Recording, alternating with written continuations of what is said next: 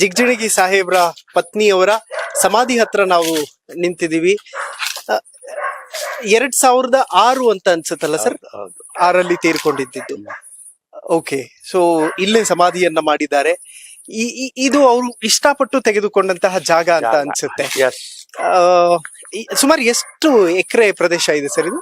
ಇದು ಟೋಟಲ್ ಇದು 4 acres ಇದೆ. ಹ್ಮ್. ಅದರಲ್ಲಿ ಇದೊಂದು ಅರ್ಧ ಎಕರೆಕ್ಕಿಂತ ಇನ್ನೂ ಕಡಿಮೆ. ಓಕೆ, ಇಲ್ಲಿ ಪ್ರತಿನಿತ್ಯವೂ ಬರ್ತೀರಿ? ದಿನನಿತ್ಯ ಪೂಜೆ ಮಾಡ್ತಾರೆ ಹೆಣ್ಮಕ್ಳು. ಓಕೆ, ತುಂಬಾ ಮಿಸ್ ಮಾಡ್ಕೋತೀರಾ ಸರ್ ಪತ್ನಿನ?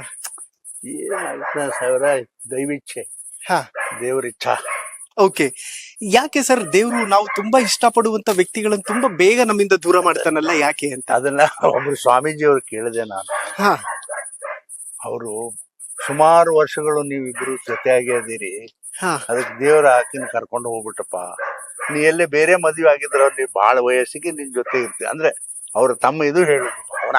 ಹಾ, ಅಂದ್ರೆ ಹುಟ್ಲಾಗಿಂದ ನಮ್ ಜೊತೆನೆ ಅದಾಳಲ್ಲ, Correct. ಬೇಗ ಹೋದ್ಲ ಅಷ್ಟೇ. ಬ್ಯಾಡ ಬಾರಿ ಸಾವಿರ ಅದನ್ನ ಬ್ಯಾಡ ಬಾರಿ. ಬಟ್ ಆ ನೋವನ್ನ ನೀವ್ ಯಾವತ್ತು ತೋರಿಸ್ಕೊಳಲ್ವಾ ಸರ್ ಅಂತ? ಮಕ್ಕಳದಾರ ಮೊಮ್ಮಕ್ಕಳದಾರ ಆರಾಮಾಗಿರಿ. ಆದ್ರೆ ಸರ್, ನಾವು ಮಕ್ಕಳಿಗೆ ತಾಯಿಯ ಪ್ರೀತಿ ಕೊರತೆಯನ್ನ ತೋರಿಸದೆ ಅವ್ರನ್ನ ಬೆಳೆಸೋದು ತುಂಬಾ ದೊಡ್ಡ ಚಾಲೆಂಜ್ ಅದು. ಈಗ ನನ್ ಪಾಲಿಗೆ ಹಂಗೆ ಆಗ್ಯದಲ್ಲ, ತಾಯಿನೂ ನಾನೇ, ತಂದಿರು ನಾನೇ, ಹಂಗಾಗಿರೋದಿಲ್ಲ ಮಕ್ಕಳಿಗೆ. ನಾನು ಅದಕ್ಕಾಗಿ ಅದು ಎಲ್ಲಾನು ಬೇಡ ಅಂತ ದೂರ ಉಳಿದೆ. ಬಹಳ ಜನ, ಇವನ್ ಪ್ರಭಾಕರ್ ಕೋರೆ ಜಗಳ ಮಾಡಿದ ನನ್ನ ಹತ್ರ. ಓಕೆ, ಜಿಗಜಿಣಗಿ ಅವರ ಬದುಕಿನ ಒಂದಷ್ಟು ರಾಜಕೀಯ ವಿದ್ಯಮಾನಗಳು, ಏರಿಳಿತಗಳಷ್ಟೇ ಜನಕ್ಕೆ ಗೊತ್ತೇ ಹೊರತು ಈ ತರದ ಭಾವನೆಗಳ ಬಗ್ಗೆ ಜನಕ್ಕೆ ಗೊತ್ತಿರಲ್ಲ ಸರ್.